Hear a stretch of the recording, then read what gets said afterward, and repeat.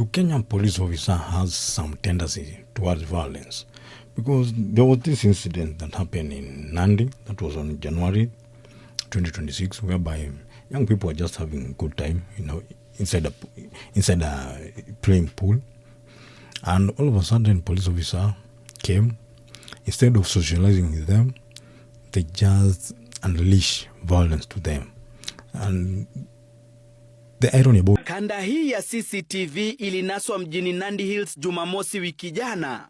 Vijana hawa wanaonekana wakicheza pool mwendo wa saa 5 usiku. Punde si punde, mmoja wao anaondoka na ghafla anarudi kwa kasi. Anafuatwa na polisi, kisha wenzake wanaonekana wakitafuta pa kutorokea, ila milango yote imefungwa. Ni hapa ndipo vijana wanaamrishwa kupiga magoti na kulala chini. Maafisa zaidi wanaingia na kuanza kuwapiga. Wiki moja baadaye, waathiriwa wamejitokeza kusimulia masaibu yao. Wakati nilipiga magoti, wakaanza kunipiga. Wakanipiga kwa mkongo hapa karibu na spinal cord, alafu wakanifunja mkono, wakanizungusha mkono hivi. Wakanipata hapa, wakanipiga, wakaniambia unaweza lala flat. Nikaambia hapana, nini mbaya afande, sikujua hata ni ardiu. Wanadai uvamizi huo ulifanyika katika vituo kadhaa vya burudani na hata barabarani. Watu waliingia tu town na wakaanza furuju. Kugonga kila mtu mwenye alikuwa kwa biashara yake. Hata kuna mama alikuwa kwa biashara yake anauza sambusa, lakini walimpiga paka huyo mama. Waathiriwa wameandikisha ripoti katika kituo cha polisi cha Nandi Hills. Wanaandikisha ripoti, and then from there statements andikwe. And I'm happy to say that we'll also want to invite internal affairs team maybe to come and take over the matter.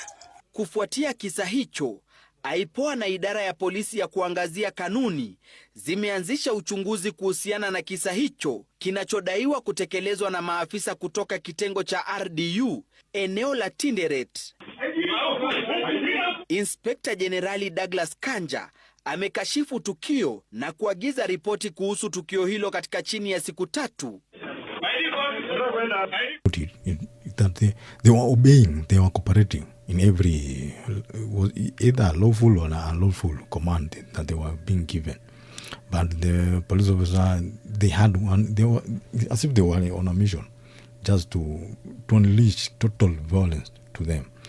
And again on January 24th, 2026, a similar incident happened in Kikuyu, whereby 2 gentlemen were just playing pool, minding their own business, not disturbing anybody. Police officer came, also unleashed violence on them.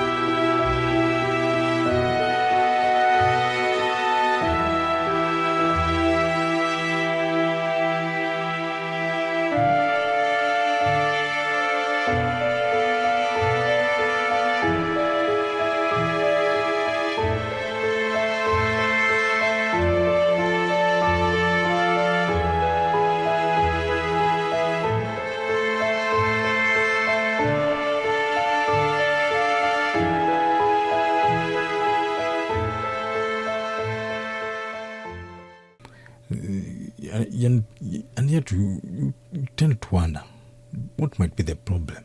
Because if you look at both the CCTV footage, because that is one thing these police officers are not understanding, that in today's day and age, or in today's era, CCTV footage, CCTV cameras are each and every business nowadays. Majority of the business have CCTV camera, and there's nothing you're going to do that is going to be in darkness. Cameras are everywhere. We live in a different era. So if you look at that, those two CCTV footages, the people who are committing a crime there are those police officers. Instead of them going there and socializing with the people, to them, anybody paying a pool, to them, that is a crime. And if you can remember, in 2025, there was an incident in Kwale County whereby a police officer was getting assaulted by a Netherlands citizen. Here's the video. Shut the fuck up now. Go! There! I don't want to see your ugly face anymore. Make a sound, make a fucking orangutan moves. No, say that, sorry. You're not an orangutan. You're not a cool guy. You're just an asshole, that's all. And I want you to leave right now. Now. Out of my office. Out of my office, you fucker. Now, leave.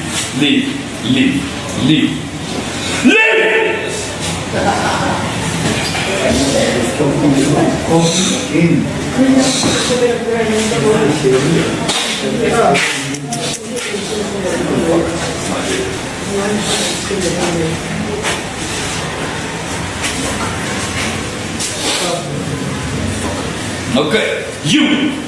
Who the fuck are you? Who the fuck are you? Who the fuck are you, bro?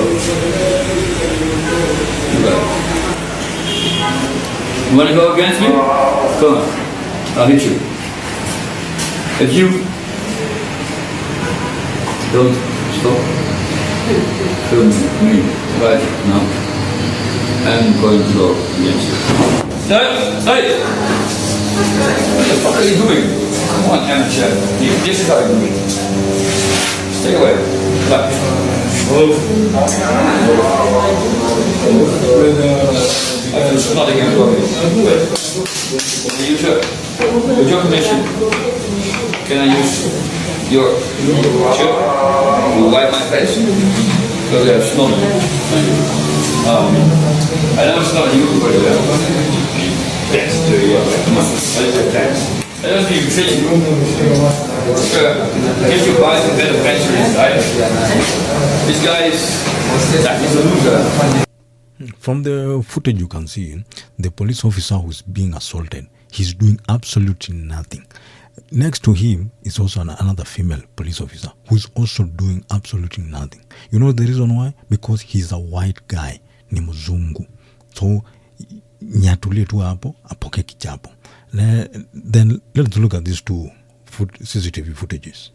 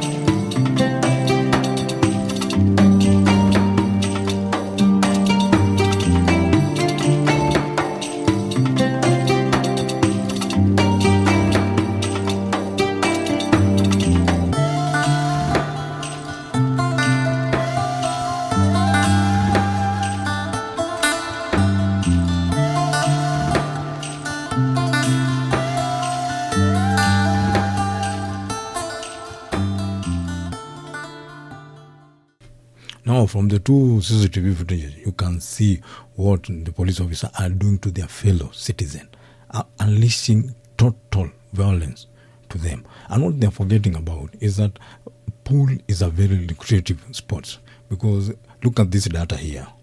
From the data, you can see the amount of money people are making. You win that. You win that. This was a World Pool Championship tournament, 2025, that was held in Jeddah, Saudi Arabia. Just see the amount of money people are earning. The first, you win the tournament, you go away with $250,000. Just imagine, and that is what people are getting beaten up about. Just enjoying themselves, not committing any crime, not disturbing anybody. They're just socializing. But in front of the police officers' eyes, it's a crime to play pool, according to them. And yet they forget their job is to enforce the law. They are not the law. But nowadays they have just become the judge, the jury, and the executioner. And when I see violent incidents like this one, and then you see the Inspector General, the Interior Cabinet Secretary coming out saying, "Oh, I don't know, investigation is going to be held," I know those are just PR. There's nothing going to happen to them. They're just because they have normalized police brutality. That is the saddest part about it. But one thing they have to know: playing pool is not a crime. It's a way of socializing. It's a lucrative sport. Look at what David Munya last year in December. He went and represented Kenya in darts World Championship. And where do people normally play darts? Mostly in bars. You cannot play darts in a church or in a school. Mostly those are sports that most people they tend to associate with themselves inside a bar, whereby they're enjoying themselves. Because playing pool is a hobby. It's not a crime. That is what our Kenya police officers are. They have to understand that. And if they don't want to understand it, maybe because the last time check, Kenya is a free country. We don't live in a dictatorial country like North Korea. We have some freedoms here, and that is what I have to say about this continuing police brutality, because it's so shocking. Within a month, in 1 month, we already have 2 incidents. The shocking thing is that I'm also seeing people saying, "Oh, those people got beaten up by the police officers because they were playing pool past late hours," and you tend to wonder, in Kenyan law, is there a place where there's a specific law where people are supposed to play pool at a certain time? The only time I know here in Kenya people are restricted to drink is the Mutuzo law, whereby you start to drink in the afternoon, but it got nothing to do with playing the pool. I know majority of people normally associate pool places with people who have bad intention or criminals. Then I tend to wonder, all the money that's being looted by our political leaders, do they play pool in county assembly, national assembly, or state house? That is just mediocre reasoning.